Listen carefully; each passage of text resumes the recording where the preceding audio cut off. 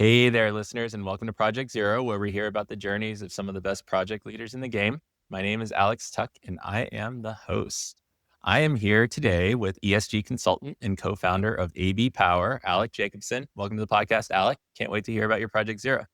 Hey, thanks so much, Alex. It's a pleasure to be here. Yeah, and full disclosure for all the listeners, Alec is my neighbor and my mountain running buddy. So I apologize ahead of time if our conversation leads towards any form of running or inside joke that we have. Alex phenomenally project manages the local running chat group as well. So much appreciated. Gets us going. Love it. Love it. All right, Alec, get us started. Tell us a little bit about yourself and the work that you do. Yeah, absolutely. So right now I kind of sit in two different roles, but I come from a slightly different background. I'll run through that. So right now I work at TetraTech, where I'm helping spin up an ESG sustainability strategy group. And that's where kind of I hold the title of project manager and do a lot of, again, what would be like generally recognized as project management. I also, with my friend Ben, am working to pull together AB Power, which focuses on emerging electricity markets. So recently deregulated electricity markets where there are emerging derivatives opportunities. So working on an advisory business in that space as well. But my background is a little bit non-traditional. So I actually got my start as a journalist. I worked around the world as both photographer and writer for publications like National Geographic and the New York Times, and did that for the better part of a decade. And in that time, I actually also founded really a nonprofit news group. So it was focused on rural reporting efforts in the Mountain West. So I was based in Telluride, Colorado at the time, built a network of journalists around the Mountain West and focused on rural issues. Did that for a number of years, but pivoted into the more traditional management consulting world around the time of COVID. So I started off at Booz Allen, moved over to Tetra Tech, spent some time working in international development at Tetra Tech, and now into this ESG sustainability world. Awesome. Cool. What a story. And the thing I love about having different guests on that work in the project management space, there's no direct path. Like we have a handful of people that have been like project coordinators to project managers to program managers to portfolio managers and all the way up, right? But that's pretty rare, even though like most people that are listening probably see that as their only path forward. Love to hear the different trajectories that are out there. Tell us a little bit, Alec, about when did you start using project management or learning about project management for the first time in your career?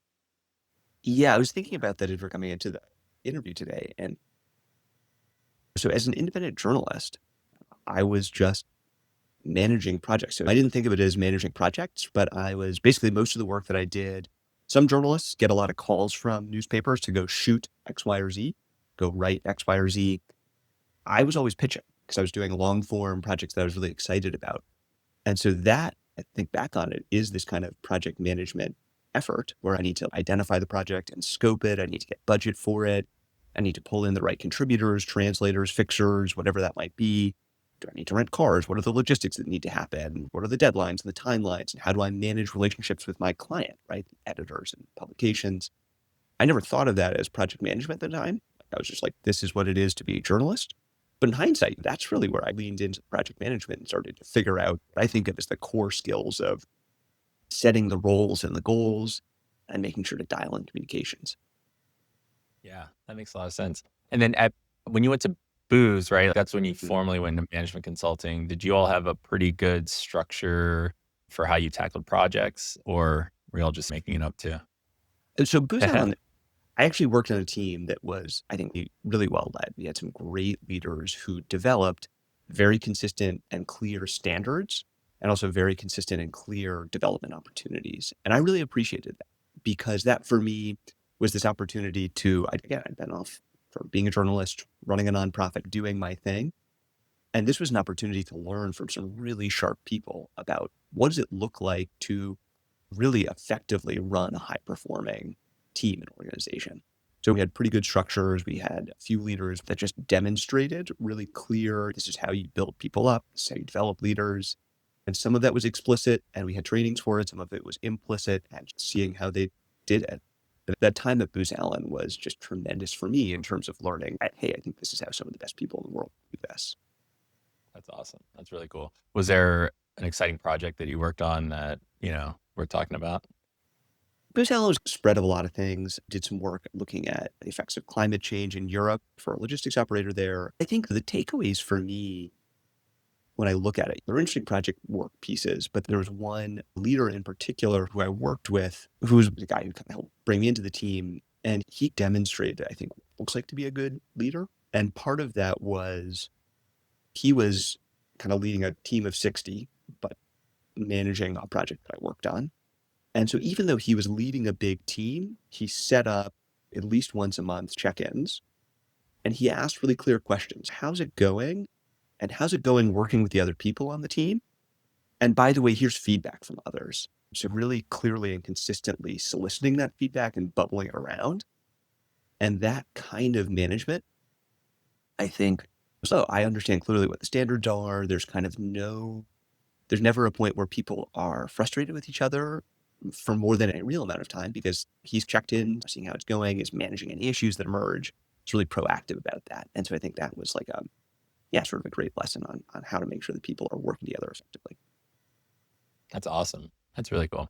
And so I think that's a good segue into talking about your Project Zero. And so just for those listeners that haven't listened to Project Zero before, Project Zero is really that first project where you really figured out how to be a project manager. Maybe you didn't have the skills initially, but then something clicked in your head and you were like, oh, wow, this is a project and this is how you tackle the different pieces. And so there's usually a lot of failings or successes that you get along the way. And so we're going to jump into with Alec here. So Alec, tell us about your Project Zero. Yeah, absolutely. So and again, this is not exactly like a traditional project, but as I mentioned before, I founded a nonprofit news group that was focused on rural stories around the Mountain West. And okay, so that's more than a project. That's a lot of projects stacked together because I needed to run the fundraising and run the newsroom and manage the board and lots of sub projects within those things. But going into it, I didn't think of it or approach it as a project management sort of opportunity. So I've always been the kind of person who, if nobody else is stepping forward to make something happen, I'll be the guy to do that, right? I don't need to assert myself into a space, but if nobody else is organizing things and there's something that needs to get organized, I'm the guy who steps forward. And that was the case when I was a kid, right? I'm making sure all my friends get together for dinner or get to the right place in time. And that was how this particular nonprofit started. So it started when I was working very briefly for a local newspaper in Telluride, and they were acquired by a group that owned a lot of newspapers. And they basically gutted the paper. Their philosophy was the advertiser is our customer and the reader is our customer's customer, which is to say that the function of journalism is to fill pages so that you can sell ads, which is a bummer as journalists, right?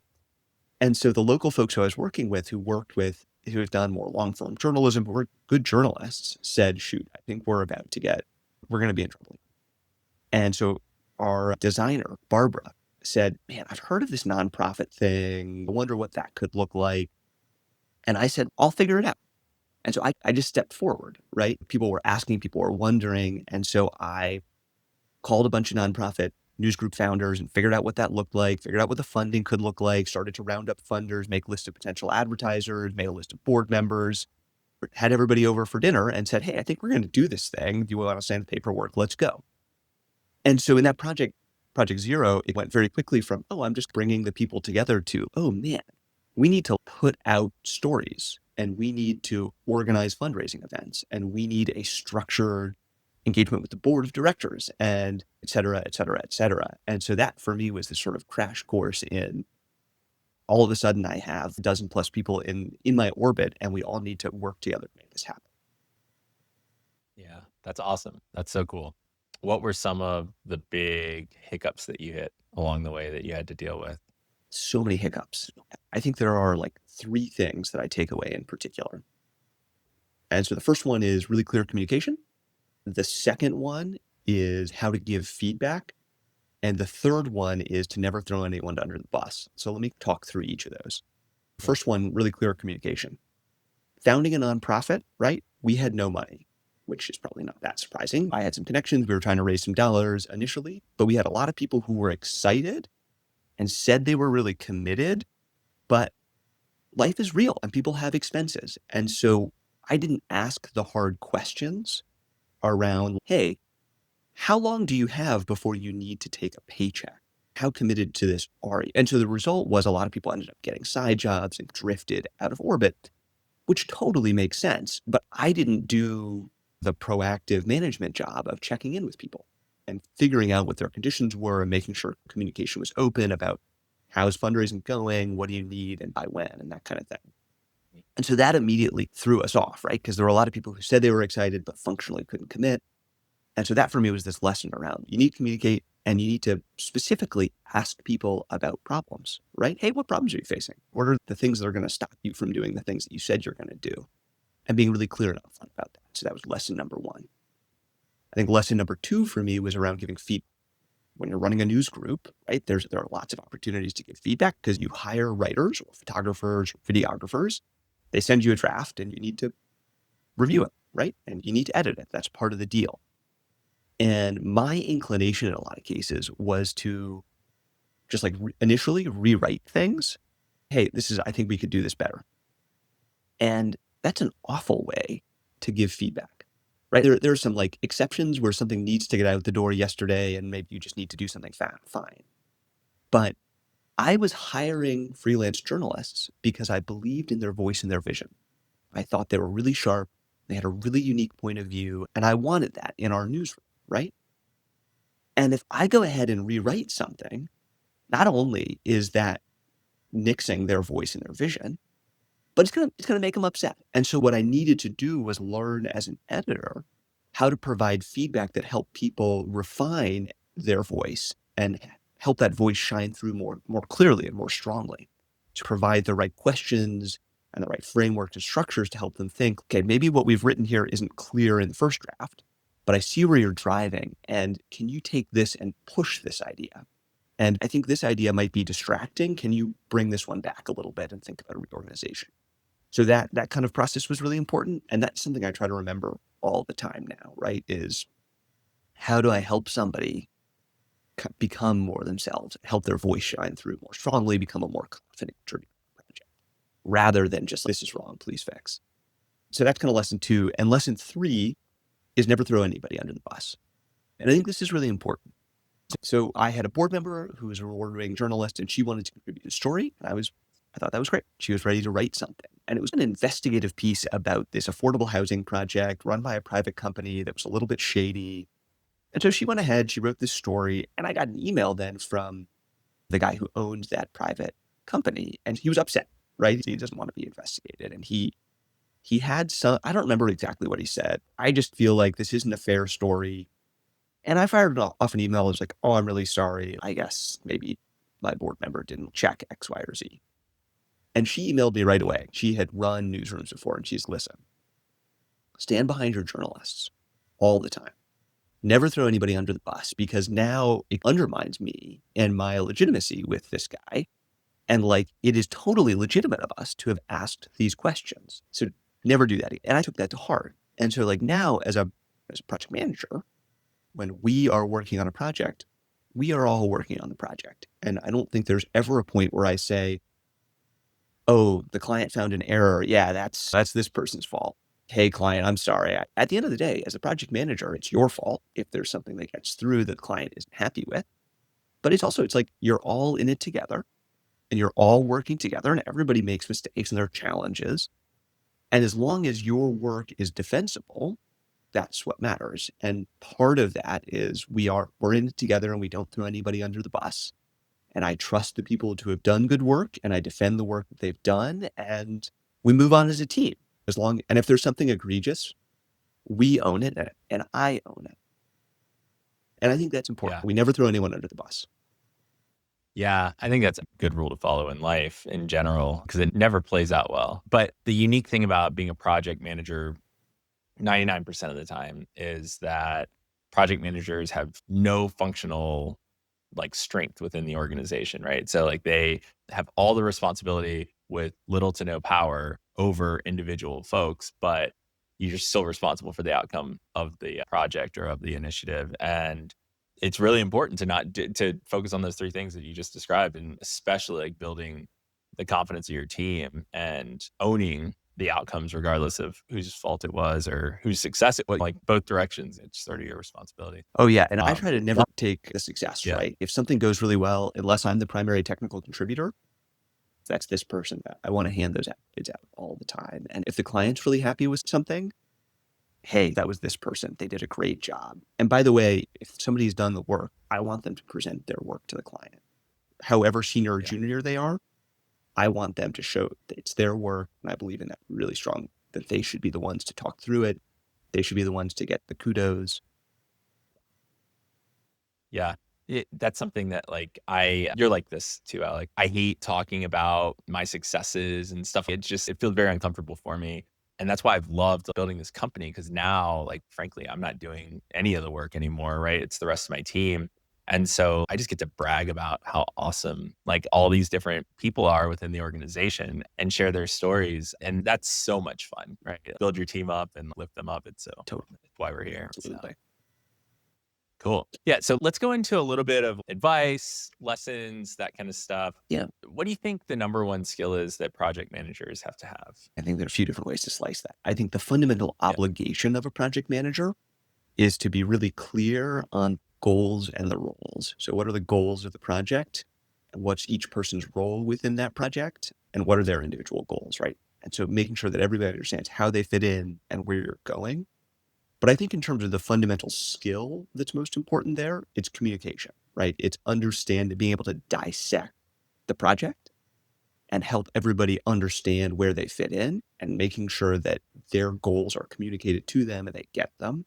And also that the client knows, hey, if you work with clients, where are you going? How are you tracking against those goals? And what are challenges along the way, that kind of thing. So I think that communication piece is fundamentally important. And I actually see a lot of a project manager's role as being a chief communicator and facilitator, right? So let's Yeah. make sure that the technical people are talking together really effectively and sharing what they're learning, that kind of thing, along the way so that everybody's tracking together. Yeah. Communication definitely comes at, I would say, 80% plus folks that I ask this question to say some form of communication. But I love that distinction that you made at the beginning where it's all right, like your role is actually to make sure that everyone understands their role and everyone thinks about what is their goal and their contribution to the project itself. I think that distinction is really important because that's like a subset of your communication responsibilities. Then obviously you need to make sure that everyone's talking to each other Yeah, too. and they're So like the table stakes things. Like you need to be organized, and you need to know when things are due, and you need to make, yes, like they're all those things. But I actually think that's just like table stakes as an adult at work. And then what you bring as a project manager is that like facilitation communication element. yeah, love that. Love that. Cool.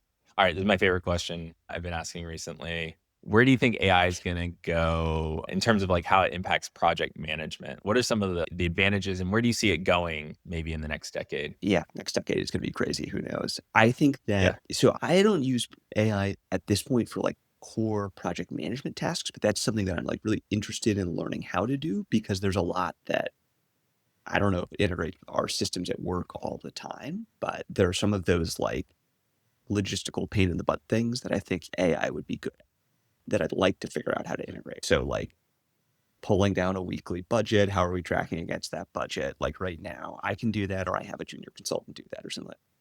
So there's that kind of thing that AI would be great at. There are those basic tasks.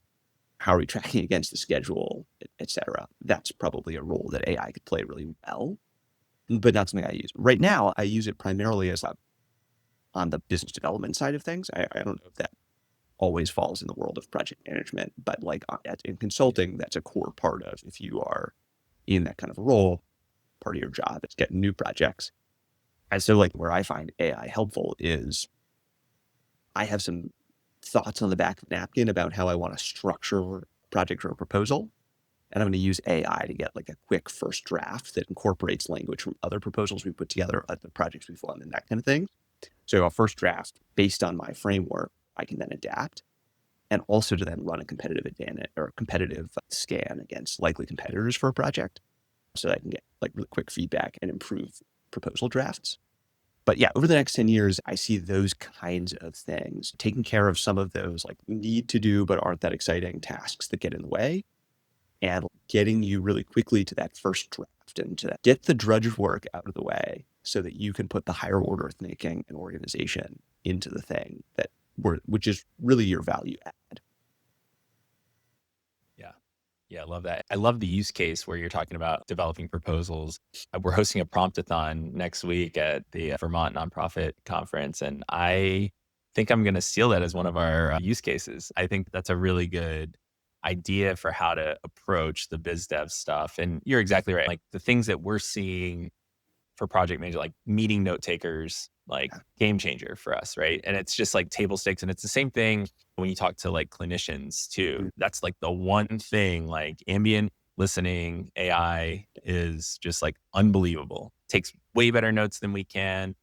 Action items are fine. That's the one thing that like we still pay attention to, like in the meeting, is like making sure we jotted down the AI meeting, the action items, but Yeah.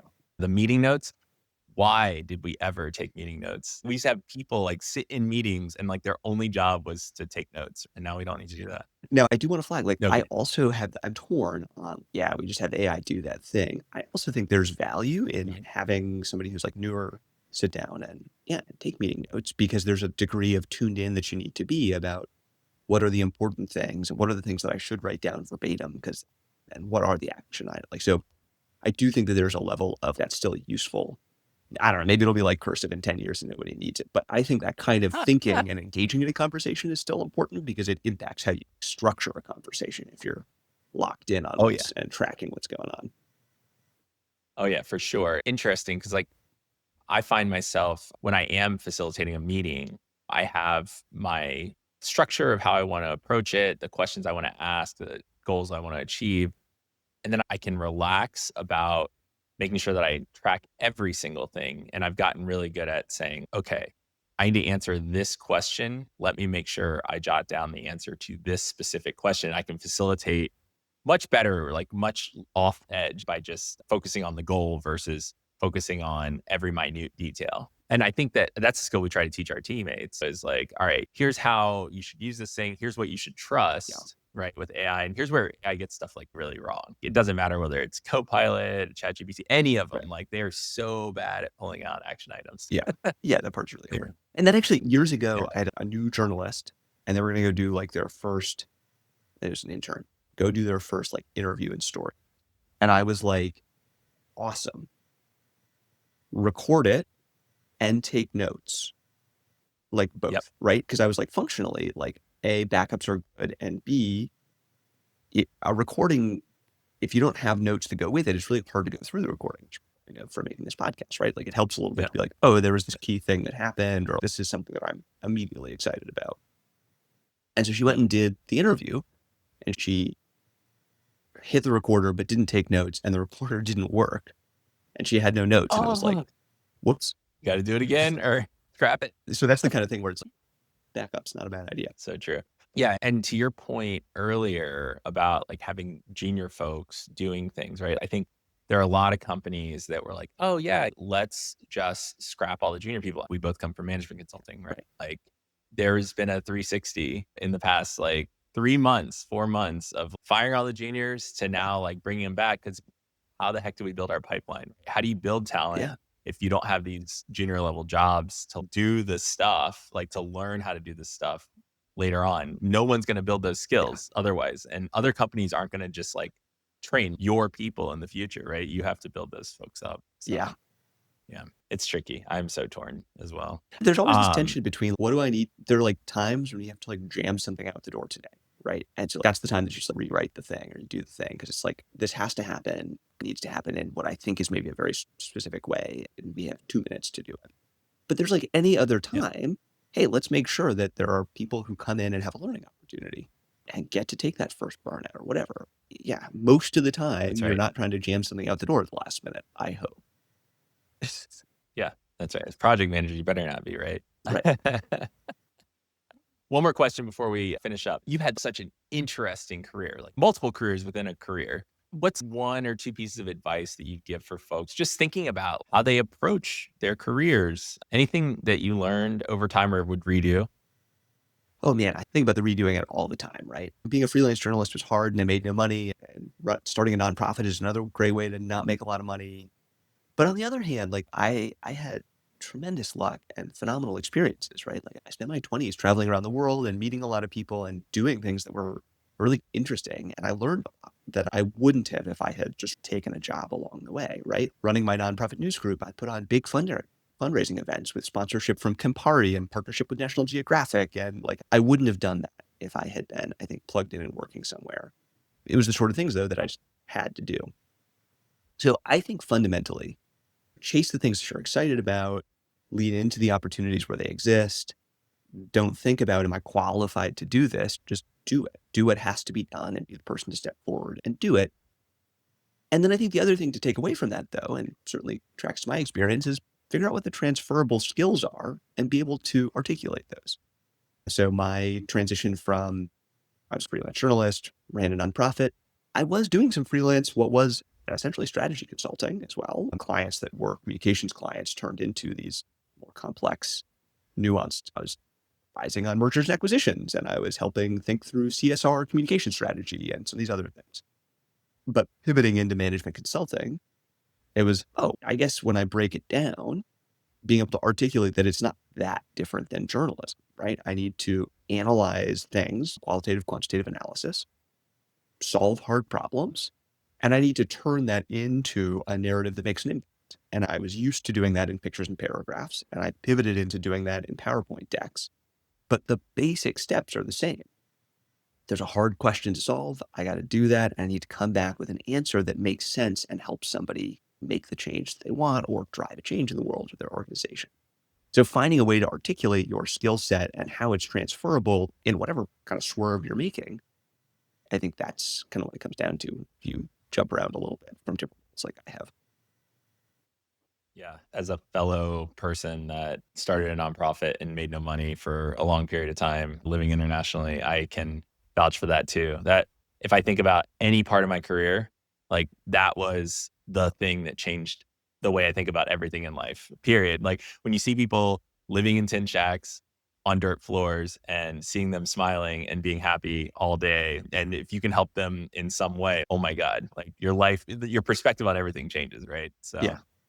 you got to find that for Yeah, yourself. absolutely. So yeah, cool. Awesome. All right, Alec, that was awesome. Thank you so much for joining me. Thanks for sharing all the stories, all the advice. How can people get in contact? Yeah, sure thing. And thanks for having me on, Alex. You can get me on LinkedIn. I think that's probably the best way to get a hold of me at LinkedIn_Alec Jacobson. Yeah. Sweet. Awesome. Great. Thanks so much, Alec. And thanks for all of you who've joined us for Project Zero this week. Be sure to subscribe to Project Zero wherever you get your podcasts, and we will catch you next time with another great project leader story.